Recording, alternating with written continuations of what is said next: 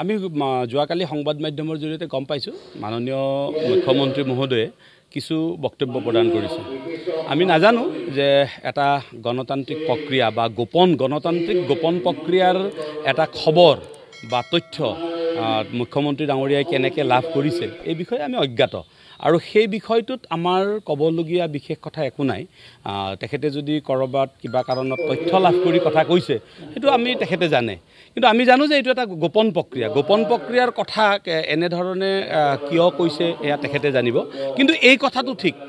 যে ৰাজ্য চৰকাৰৰ শিক্ষা বিভাগে গ্ৰহণ কৰা শিক্ষা হেতু এপটোৰ বিসংগতি আছে আৰু সেই বিসংগতিবোৰ আমি বাৰে বাৰে দেখুৱাই দি আছোঁ আৰু দেখুৱাই দি থকা কাৰণেই হয়তো এই বিষয়টো তেনেধৰণে উপস্থাপন কৰিব পাৰে। কিন্তু আমি মুখ্যমন্ত্ৰী ডাঙৰীয়াক আমি অনুৰোধ জনাম যে তেখেতে এই যিটো শিক্ষা হেতু এপত যিখিনি বিসংগতি আছে বুলি আমি আবেদন সহকাৰে আমি জনাইছোঁ সেই বিসংগতিখিনি দূৰ কৰক। কোনো শিক্ষকে উপস্থিতি দিবলৈ আপত্তি কৰা নাই, কিন্তু বিসংগতিয়ে জ্বলাকলা কৰাইছে। এই জ্বলাকলা খোৱা এই ব্যৱস্থাখিনি দূৰ কৰাৰ কাৰণে আমি মুখ্যমন্ত্ৰী ডাঙৰীয়াক অনুৰোধ জনাইছোঁ। আৰু মুখ্যমন্ত্ৰী ডাঙৰীয়াই কোৱা কথাখিনি যদি সত্য হয় তেনেহ'লে আমিতো ভাবিম যে শিক্ষকসকলে মুখ্যমন্ত্ৰী ডাঙৰীয়াৰ নিৰ্দেশ মতেই কাম কৰিছে, কাৰণ মুখ্যমন্ত্ৰী ডাঙৰীয়াই কিছুদিন আগতে কৈ থৈ দিছিল যে শিক্ষক আৰু ডাক্তৰৰ ভোট আমাক নালাগে। গতিকে হয়তো কোনোবা শিক্ষকে মুখ্যমন্ত্ৰী ডাঙৰীয়াক অগাধ ভাল পায়, তাৰ কাৰণে ভোট নিদিয়াকৈ থাকিছে যদি তেওঁৰ তথ্য যদি মুখ্যমন্ত্ৰী ডাঙৰীয়াৰ হাতত আছে আমি নাজানিম। আচলতে কথাটো সত্য নে অসত্য আমি দিয়া আবেদনবোৰ চালে গম পাব। যেতিয়া এটা বাচ্চাৰ ক্লাছ 4-5ত পঢ়ি থকা শিশু এটাৰ অনুপস্থিতিৰ কাৰণ মেটাৰনিটি লিভ বুলি দেখুৱাই দিয়ে, যেতিয়া এজন মৃত শিক্ষকৰ উপস্থিতিটো দেখুৱাই দিয়ে, তাৰ পিছতো যদি বিভাগে কথাটো বিশ্বাস নকৰে সেইটোতো আপোনাৰ আৰু বেলেগ ক'বলগীয়া কথা একো নাথাকিব। আৰু অসমৰ প্ৰতিখন জিলাৰ প্ৰতিটো শিক্ষা খণ্ডৰ শিক্ষকসকলে যেতিয়াই যি অসুবিধা পাইছে সেই অসুবিধাটো সদায়ে লিখিতভাৱে জনাই আছে। লিখিতভাৱেতো মানুহে আৰু মিছা কথা ক'ব নোৱাৰে। গতিকে শিক্ষা বিভাগক আমি অনুৰোধ জনাম যে এই বিসংগতিসমূহ দূৰ কৰি এপটোৰ বিসংগতিসমূহ দূৰ কৰি শিক্ষক শিক্ষয়িত্ৰীসকলক মানসিকভাৱে শান্তিৰে ক্লাছ কৰিবলৈ সুবিধাটো দিয়ক।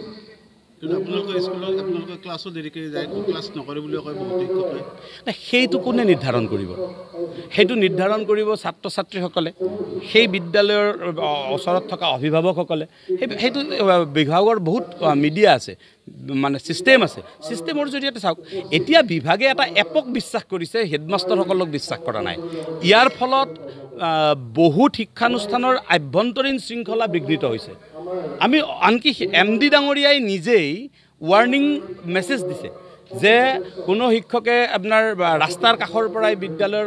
নোসোমোৱাকৈ এটেণ্ডেঞ্চ দি গুচি যায়। যদি MD ডাঙৰীয়াই সেই কথাখিনি গম পাইছে বা তেনেধৰণৰ মেছেজ যদি আমি পাইছোঁ যে ভিডিঅ'ৰ জৰিয়তে উপস্থিতি দিছে, এই কথাবোৰে কি সূচাইছে? বিদ্যালয়ৰ আভ্যন্তৰীণ যিটো শৃংখলা সেইটো বিনষ্ট কৰিছে। আৰু এইটো কৰাৰ সুবিধাটো ক'ত পালে? এপটোক বেছি বিশ্বাস কৰা হ'ল, কিন্তু বিদ্যালয়ৰ প্ৰধানসকলক প্ৰিন্সিপালসকলক অবিশ্বাসত লোৱা হ'ল। প্ৰিন্সিপালসকলে আগতে নিয়ন্ত্ৰণ কৰি আছিল গোটেই ব্যৱস্থাটো। যে শিক্ষাৰ ডিজিটেলাইজেশ্যন কৰিবলৈ গৈছে, ডিজিটেলাইজেশ্যন কৰা প্ৰক্ৰিয়াটোক আমাৰ বিৰোধিতা নাই, কিন্তু ইয়াৰ যিটো সবল ভূমিকা বা সবলতা কৰি ল'বলগীয়া ব্যৱস্থা সেইখিনি ৰাজ্যৰ শিক্ষক কৰ্মচাৰীসকলৰ সমস্যা ৰাজ্যৰ প্ৰতিখন নিম্ন প্ৰাথমিক বিদ্যালয়ৰ প্ৰধান শিক্ষকৰ পদ সৃষ্টি আৰু NPSৰ অধীনস্থ চৰকাৰী কৰ্মচাৰীসকলক পুৰণি পেঞ্চনৰ সুবিধা প্ৰদান। এই সন্দৰ্ভত প্ৰাথমিক শিক্ষক সন্মিলনীয়ে ৰাজ্য চৰকাৰক বিশেষ আহ্বান জনাইছে যে ৰাজ্যৰ শিক্ষক কৰ্মচাৰীসকলৰ সমস্যা অতি শীঘ্ৰে সমাধান কৰিব লাগে। গতিকে ছাৰবেদসকল, এয়া নিশ্চয় ৰাজ্যৰ শিক্ষক কৰ্মচাৰীসকলৰ বাবে এটা অত্যন্ত গুৰুত্বপূৰ্ণ খবৰ। আশা কৰিছোঁ লগত বন্ধুবৰ্গক ভিডিঅ'টো শ্বেয়াৰ কৰি আজিৰ এই গুৰুত্বপূৰ্ণ খবৰকেইটা জনাই দিব আৰু নতুনকৈ অহা ছাৰবেদসকলে পৰৱৰ্তী সময়ত চৰকাৰী কৰ্মচাৰীসকলৰ বিভিন্ন খবৰসমূহ পোনপ্ৰথমে পাবলৈ অনুগ্ৰহ কৰি আমাৰ এই চেনেলটো ছাবস্ক্ৰাইব কৰি ল'ব, কিয়নো আমাৰ এই চেনেলটো সম্পূৰ্ণ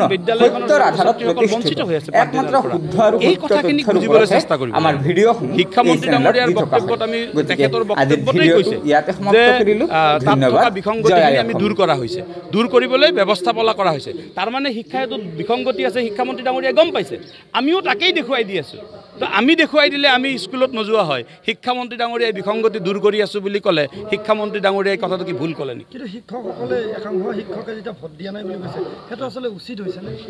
চাওক মইতো ক'লোৱে যে এইটো এটা গোপন প্ৰক্ৰিয়া এই গোপন প্ৰক্ৰিয়াৰ তথ্যটো মাননীয় মুখ্যমন্ত্ৰীৰ হাতলৈকে আহিল কেনেকৈ আহিবতো নোৱাৰে এইটোতো অনুমানত কৈছে তেখেতে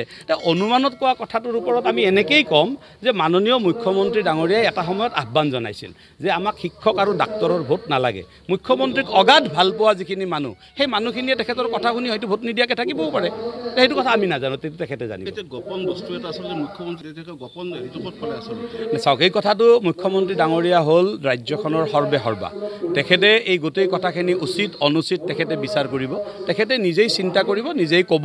এই বিষয়ত আমি বেলেগ মতামত দিব খোজা নাই এতিয়া আপোনালোকে যিটো দেৰিকৈ যোৱা আৰু স্কুলত কমকৈ যোৱা সেই কথাটো কি ক'ব এই ক্ষেত্ৰত নাই এইটোতো এপে কৈ আছে নহয় এপে কৈ আছে মুখ্যমন্ত্ৰীয়ে যোৱাকালি প্ৰেছ মিট আকাৰে কৈছে নাই মুখ্যমন্ত্ৰীয়ে যিখিনি কথা কৈছে তেখেতৰ কথাখিনিৰ আচলতে প্ৰথম যিটো বাক্য যে শিক্ষামন্ত্ৰী আমাক ভোট দিয়া নাই বা ভোট দিছে কিবা যিটো কৈছে সেইটো তথ্যগতভাৱে তেখেতে প্ৰমাণ কৰি লওক আগতে আমিতো নাজানো আমাৰ তেখেতৰ তাত গোপন কি তথ্য আছে EVMত দিয়া ভোটটো তেখেতে কেনেকৈ তথ্য পাইছে এই গোপনীয়খিনি এই কথাটো আমি নাজানিম তেখেতে জানিব তেখেতৰ পৰা তেখেতেও ক্লিয়াৰিফিকেশ্যন দিব পাৰিব মুখ্যমন্ত্ৰীয়ে দিছে আৰু কিছুমানে কাৰ ভিত্তিত কথাবিলাক ক'লে শিক্ষামন্ত্ৰীৰ ক'ৰবাত দুৰ্বলতা আছে নাই আমি কেতিয়াও কোনো মন্ত্ৰীকে দুৰ্বল বা সবল বুলি নকওঁ আমি কওঁ যে বিভাগীয়ভাৱে গ্ৰহণ কৰা যিখিনি নীতিবোৰত ক'ৰবাত বিসংগতি ৰৈ যায় বা নীতিবোৰৰ পদ্ধতিবোৰত ক'ৰবাত ভুল হয় যেতিয়া ভুল হয় সেই সময়ত থকা শিক্ষামন্ত্ৰীজনে ইমপ্লিমেণ্ট কৰিব যাওঁতে তেওঁ বিফল হয় আৰু যেতিয়া শুদ্ধ হয় তেতিয়া সেই সময়ত থকা শিক্ষামন্ত্ৰীজন সফল হয় ছাৰ বাইদেউসকল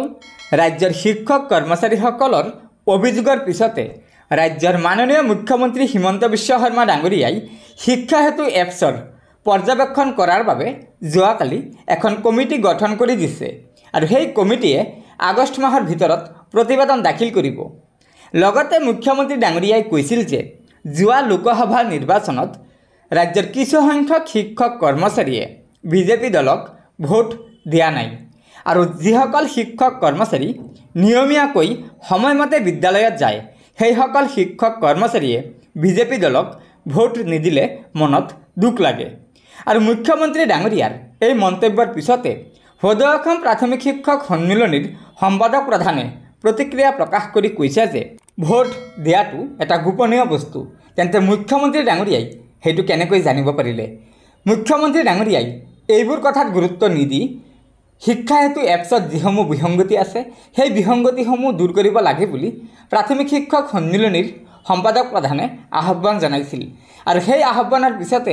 যোৱাকালি ৰাজ্যৰ মাননীয় মুখ্যমন্ত্ৰী হিমন্ত বিশ্ব শৰ্মা ডাঙৰীয়াই শিক্ষা হেতু এপছৰ বিসংগতিসমূহ দূৰ কৰাৰ বাবে এখন কমিটি গঠন কৰি দিছে গতিকে ছাৰ বাইদেউসকল এয়া নিশ্চয় ৰাজ্যৰ শিক্ষক কৰ্মচাৰীসকলৰ বাবে এটা অত্যন্ত গুৰুত্বপূৰ্ণ খবৰ আশা কৰিছোঁ লগৰ বন্ধুবৰ্গক এই ভিডিঅ'টো শ্বেয়াৰ কৰি আজিৰ এই গুৰুত্বপূৰ্ণ খবৰটো জনাই দিব আৰু পৰৱৰ্তী সময়ত ৰাজ্যৰ শিক্ষক কৰ্মচাৰীসকলৰ বিভিন্ন খবৰসমূহ সম্পূৰ্ণ শুদ্ধ তথ্যৰ ওপৰত পোনপ্ৰথমে পাবলৈ অনুগ্ৰহ কৰি আমাৰ এই চেনেলটো ছাবস্ক্ৰাইব কৰি ল'ব গতিকে আজিৰ ভিডিঅ'টো ইয়াতে সমাপ্ত কৰিলোঁ ধন্যবাদ জয় আই অসম।